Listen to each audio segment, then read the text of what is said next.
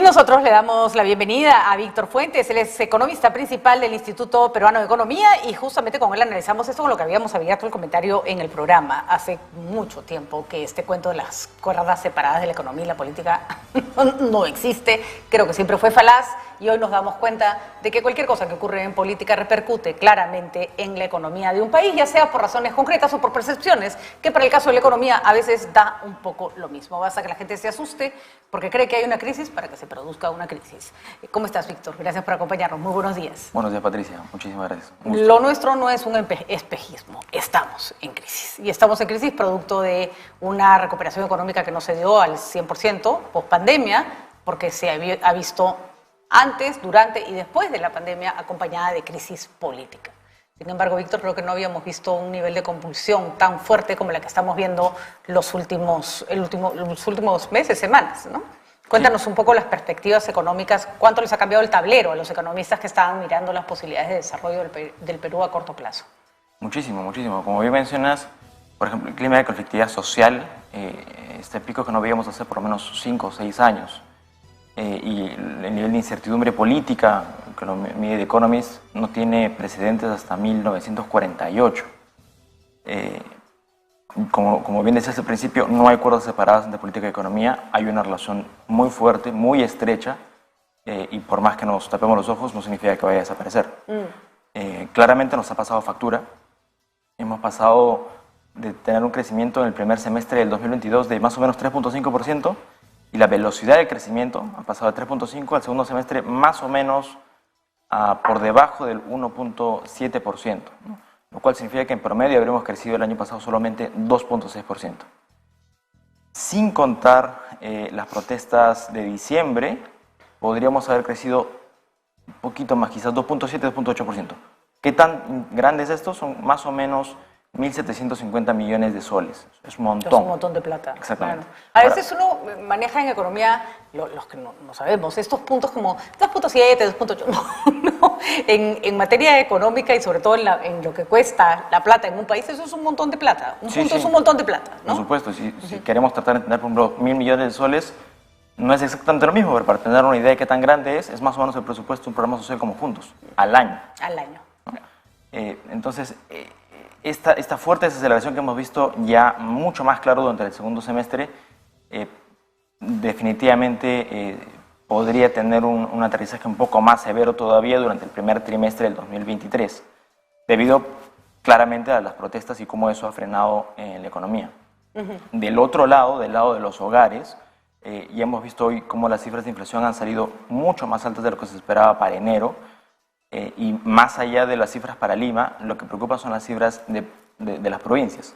Todavía no han publicado las cifras desagregadas, solo tenemos Lima versus el nacional, pero las cifras del promedio nacional, es decir, si Lima está por debajo, el resto de regiones tiene que estar en promedio bastante por encima, ¿no? Las cifras del resto de regiones están probablemente en niveles que no veíamos en algunos casos de manera histórica, en los últimos 25 o 30 años. Y claramente hemos visto cómo en regiones como Madre de Dios, Puno, Cusco, hay algunos precios de los alimentos que se han cuadruplicado, triplicado, por no decir que hay algunos otros que simplemente no había un suficiente nivel de abastecimiento. Ahora, Víctor, hay un tema que creo que es bastante sui generis en este conflicto que estamos viviendo, que en ese sentido sí me hace recordar mucho lo que pasaba en los 80 y en los 90 con el terrorismo. Y es que normalmente hemos tenido conflictos, pero normalmente se dan en una zona, ¿no es cierto? En las Bambas, ¿no es cierto? En Tía María, en Bagua. Normalmente la conflictividad está localizada porque responde a una condición de un sitio X. Es extraño que te explote un país por los aires. Y en este momento decimos el sur, pero no, ha sido mucho más que el sur. Y tenemos focos de conflicto, de conflictividad. Ahora en Huancayo, se acaba de liberar Ica, pero en cualquier momento regresa. Puno, Arequipa, Madre de Dios. Y eso me imagino que afecta distintas actividades productivas, ¿no es cierto? Le golpea en el corazón no solo de una mina o de varias minas, sino de la agricultura, de la ganadería, de la pesca, etcétera, ¿no? Sí, sí, por supuesto. Y para tener una idea, una perspectiva de qué tan grande ha sido ese impacto, podemos mirar 3 sectores principales. Primero, agroindustrial, ¿no? Los trabajadores industriales del sur, principalmente de Ica, han perdido más o menos entre un cuarto y la mitad de su salario de enero, producto de que ellos trabajan el día a día. Entonces, en la medida en que no trabajen 1 o 2 semanas, no se les paga 1 o 2 semanas. Eso es del lado de los trabajadores. Del lado de la producción, es temporada de cosecha de uvas, y las uvas las puedes dejar en el árbol un poquito más, pero después se te malogra. Si no la sacas, si no la exportas ahora, se malogra. Ahí hay pérdidas que todavía estamos por revisar, estamos atentos a las cifras que publica el Midagri para ver qué tanto se ha perdido. El otro sector clave ha sido turismo, ¿no? Bueno, el turismo está por los suelos. Totalmente. Por los suelos. Y le va a costar muchísimo trabajo sacar cabeza, ¿no? La reputación que hemos perdido en el sector turístico probablemente nos tome años. La seguridad, el respeto hacia el turista y sus planes se ha perdido totalmente en estos últimos 2 meses. Y recordemos, Víctor, que venir de Europa al Perú, a Machu Picchu, no es un viaje que tú planeas con tu familia sentado en una mesa y sales para pasajes. La gente se prepara con 1 año de anticipación. Por eso es que las cancelaciones van para todo el año, ¿no? Sí, de acuerdo. Y no hay que olvidar que los más afectados son empresarios más pequeños. Así es, ¿no? así es. Dentro del sector turístico, que emplea más o menos a 1.5 millones de trabajadores en el Perú, entre empleos directos e indirectos, más del 99% de las empresas son pymes. Entonces, el impacto de la paralización, de las protestas y cómo ha afectado a diferentes sectores va a terminar afectando a los más vulnerables, tanto empresarios como trabajadores. Y el tercer sector que podemos mencionar, y bien dado el preámbulo, es minería. La producción minera es una de las pocas actividades que no había recuperado el nivel prepandemia. Recién a partir del inicio del proyecto Quellaveco, el enorme proyecto de más de $5.500 millones en Moquegua, que amplía la frontera de producción de cobre en más o menos 15%, es que hemos podido emparejar los niveles prepandemia. Sin Quellaveco seguíamos por debajo. Sobre eso hemos visto cómo Quellaveco nos tendría que estar haciendo millonarios. En un contexto que el precio del cobre está altísimo, ¿no es cierto? Nos está compensando. El problema es que estamos perdiendo el potencial de, por ejemplo, cómo las Bambas viene operando el 2022 casi que a la mitad del potencial al que podría producir. Más o menos podría producir 450.000 toneladas al año y ha venido produciendo más o menos 250.000 toneladas. Si hubiéramos podido permitir que las Bambas produzca al potencial, estamos hablando de más de $3.000 millones en exportaciones durante los últimos 2 años y con los consecuentes ingresos adicionales tanto de canon, regalías como impuesto a la renta, ¿no? Y el resto del circuito económico que se hubiéramos podido beneficiar en Apurímac. Entonces, estamos hablando de un impacto muy, muy grande, con efectos en el corto plazo, pero también con consecuencias y secuelas en el mediano y largo plazo, en la medida en que acá estamos hablando de la confianza y la incertidumbre, y como más o menos que la incertidumbre le ha venido ganando la confianza en los últimos meses. Una cosa que nos cuesta ver es que cuando se rompe la cadena de pagos, porque el agroexportador que no logra mandar su uva a China no va a pagarle o no va a comprarle las habas que necesitaba para hacer la cosecha y tampoco va a comprar los guantes que necesitan los trabajadores, y entonces se va armando, ¿no es cierto? Y entonces el señor, él se queda con sus uvas, el señor que había hecho sus guantes se queda con sus guantes, el que tenía las habas se queda con sus habas, y a la vez se queda con un empleado que trabajó horas, al que no le puede pagar porque a él no le pagaron, y la ruptura de la cadena de pago siempre golpea más fuerte al último de la fila, ¿no es cierto? Que siempre es un microempresario, ¿no? A veces se cree, que los grandes empresarios se frieguen y que pierdan plata. Ellos son los que normalmente tienen más espaldas para soportar una crisis, ¿no? Totalmente de acuerdo. Proporcionalmente los pequeños se ven mucho más afectados. Nosotros calculamos que por cada empleo que se genera en minería se generan otros 8 empleos en diferentes sectores relacionados a minería. Esos otros 8 empleos están muy relacionados a pequeñas y medianas empresas. Ni decirte el turismo. Al turismo le golpea al niño que vende, a la mamá que vende monederos en la plaza de armas, o sea, ¿no? Y que los ha tejido en la noche. A esa señora le golpea el hecho de que el turismo no tenga el desarrollo que necesita, ¿no? Totalmente de acuerdo. Y lo que vaya a tardar en recuperarse definitivamente también va a significar una perspectiva de largo plazo en la que los ingresos van a ser mucho más bajos. Y todo esto, Víctor, hay que decirlo además, en un contexto en que todo ha sido un desastre, pero incluso en el gobierno de Castillo, que ha sido una pesadilla, la economía no se zarandeó, es decir, no se tomaron decisiones extremas, no se cambió el modelo económico, no se petardeó la política macroeconómica, o sea, incluso con un modelo que ha tratado de sostenerse en medio de una coyuntura enloquecida, incluso en ese caso la economía se vio afectada, ¿no? Sí, eso es un claro reflejo de cómo nuestros pilares macroeconómicos son muy sólidos, nos han permitido atraer inversiones, menos, pero todavía tenemos inversiones, mantener un nivel de inflación bajísimo comparado con otros países. Estamos hablando de una tasa de inflación en el Perú más o menos 8% y en otros países están a doble dígito. En Brasil están por encima del 13, 14%, ¿no? Mal que bien, las políticas fiscales funcionan, ¿no? Entonces, pero no aguantan tanto. No. No, y sobre todo, no te dan tanta estabilidad, ¿no es cierto, totalmente Víctor? de acuerdo. ¿No? Y hay un potencial enorme en el que estamos perdiendo. Deberíamos estar creciendo nosotros fácilmente en una tasa de entre 4 y 6%, y el horizonte que calcula, lo que calcula el Banco Central en el horizonte de mediano plazo es de casi 3%. Vivimos años de bonanza económica, de un manejo de la economía responsable, además con un favorecimiento que les tocó por lo menos a algunos gobiernos con precios de minerales internacionales muy altos. Tal vez lo que estamos pagando el día de hoy es, como digo yo, haber vivido como un nuevo rico, ¿no? Es como cuando te cae, empiezas a ganar un montón de plata y te compras un Porsche y no te aseguraste de que tu casa tenga, no sé, agua y desagüe, o no te ocupaste de pagar un seguro médico.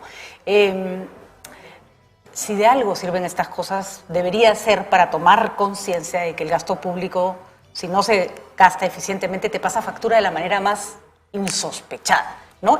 Y eso creo que la pandemia además dejó clarísimo que esa deficiencia no es circunstancial, no es un detalle, te cuesta la vida, ¿no? ¿Tú crees, Víctor, que veamos algún cambio en términos de manejo de presupuestos, de inversión del dinero, más responsable, más eficiente en el Perú? ¿Tú crees que eso se pueda dar o no tenemos gente capacitada para hacerlo, que puede ser una desgracia también, ¿no? Ojalá que sí. Yo quisiera empezar por lo que comentas al principio. El problema no es de falta de recursos. Tenemos recursos fiscales, y para volver a un ejemplo concreto como Las Bambas, la Municipalidad Distrital de Chalhuahuacho ha pasado un presupuesto en los últimos 10 años de 20 millones a más de 200 millones de soles solamente para inversión pública. Sin embargo, Chalhuahuacho todavía mantiene severas brechas sociales, lo cual nos da una idea, y eso ocurre en Chalhuahuacho, así como en otros distritos y provincias también, de cómo el problema en realidad es la gestión pública. Y la gestión pública no se va a resolver de la noche a la mañana, porque es un tema de personas. Ahí sí tenemos un tema de capacidad de personas, ¿no? Totalmente. Y tampoco se va a resolver con un cambio en la Carta Magna, porque al final el papel aguanta todo, ¿no? Claramente el foco y el problema principal que tenemos es la gestión pública. No tenemos operadores de inversión pública capacitados.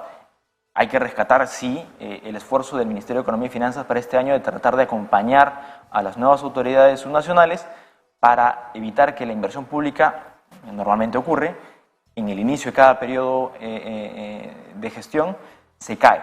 Se cae fuertemente, como 3.000 millones de soles en promedio, y este aporte de capacidades del Ministerio de Economía tiene un impulso de como 100 millones de soles para tratar de evitar de que esta falta de capacidades le pase factura a la inversión pública, considerando que fuera de Lima la inversión pública está muy relacionada al PIB y el sector construcción. Dinamiza mucho la inversión pública, las economías locales a través del sector construcción. Y en ese sentido es importante ese aporte. Ahora, ¿en qué medida solamente el MEF va a poder sostenerlo? Pues es difícil, ¿no? Tenemos más... Y hay que decirlo, creo que este discurso, Víctor, y tal vez con eso podríamos ir cerrando, este discurso de las autoridades locales, sí, ya sabemos que han sido un desastre. Se otorgó presupuesto y se delegó facultades antes de asegurarnos que había una tecnocracia en regiones capaz de manejar ese dinero. No tiene ningún sentido seguir publicando las pésimas cifras de ejecución de los gobiernos locales, cuando hay que decir que muchas ejecuciones de ministerios también han sido deficientes, pero en fin, ya sabemos que el problema está ahí. El asunto es cómo lo vamos a resolver. Hay capacidades suficientes en el Perú, se tiene que fortalecer, servir, se tiene que profesionalizar el manejo de los recursos, que no tiene nada que ver con la autoridad política. El político es un político, pero tiene que tener al lado un gerente que sepa invertir ese dinero, ¿no? Totalmente de acuerdo. Buena parte de la solución pasa por fortalecer efectivamente la capacidad del servicio civil. En la medida en que podamos tener mejores funcionarios públicos más preparados, vamos a tener una mejor gestión pública, pero creo que también hay una cuota de responsabilidad ciudadana, ¿no? al final y al cabo somos nosotros los que ponemos cada 4 años a los alcaldes y gobernadores regionales en sus sillones. ¿Sabes qué, Víctor? Entiendo el argumento y de varias veces lo refrendo, pero la mayoría de veces no sabes por qué.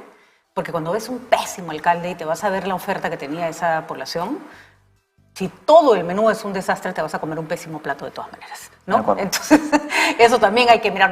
Y hay también el funcionario que parecía probo, a todos nos ha caído, ¿no? Que parecía honrado, y al final se sentó ahí para robar y para repartirse la plata con su familia, ¿no? Sí, hay una responsabilidad del ciudadano, pero creo que la oferta tiene que mejorar de todas maneras, ¿no? Definitivamente. De todas maneras. Bueno, Víctor, probabilidades de pérdida de empleo, de incremento de desempleo, ¿hay alguna proyección al respecto en este momento? En general, nuestras proyecciones para el crecimiento económico de este año estaban en 2.1% antes de diciembre. Estamos pensando que podría ser un poco menos, y en ese sentido también podríamos esperar una menor generación de empleo formal. Ahora, ¿cuánto? Todavía no tenemos las cifras listas, pero para tener una idea, buena parte de la recuperación del empleo formal ha sido a partir del aporte del sector agroindustrial. Pero tanto la generación del empleo en el sector agroindustrial como el empleo total ya se ha venido desacelerando fuertemente. Ha pasado de crecer como entre 9 y 8% a crecer a un poquito más de 5%. Entonces, para este año, con perspectivas de inversión privada mucho más complicadas, la confianza empresarial acumula más o menos 21 meses en terreno pesimista, es algo que no se había visto nunca. Seguramente vamos a tener un ajustón en la generación de empleo para el 2023. Y esto es sumamente importante porque los salarios están, en términos nominales, es decir, sin considerar la inflación, todavía por debajo del nivel prepandemia. Y la inflación se va a mantener todavía alta durante el 2023. Entonces, los salarios reales, la capacidad adquisitiva de los hogares, está por debajo del nivel prepandemia. Además, hay que decirlo, cuando hay mucha gente desempleada, el costo del trabajador baja. Porque por un puesto hay 4 dispuestos a tomarlo por mucho menos dinero del que hubieran exigido si hubieran sido trabajadores que eran indispensables en una coyuntura. Cuando hay mucha gente desempleada, desgraciadamente nadie es indispensable. Gracias, Víctor, por haber estado con nosotros y por tu análisis sereno de la realidad. Vamos a ver, que ojalá las cosas mejoren. Lo cierto es que hemos estado en la lona un montón de veces y hemos salido. Lo que pasa es que qué flojera seguir saliendo, Víctor, ¿no? ¡Qué flojera! Es como que tú crees que ya no te va a revolcar la ola y te sigue revolcando. Entonces ya basta. Algún día tiene que dejar de revolcarnos la ola, ¿no? Sí, pero seguro que salimos. Seguro que salimos, eso sí. No nos vamos a ahogar, pero qué manera de hacernos difícil entrar un poquito más allá. Gracias, Víctor. Agua. De verdad que es agotador. Hemos tragado ya demasiada agua, efectivamente. Víctor Fuentes, el economista principal del Instituto Peruano de Economía, estuvo con nosotros.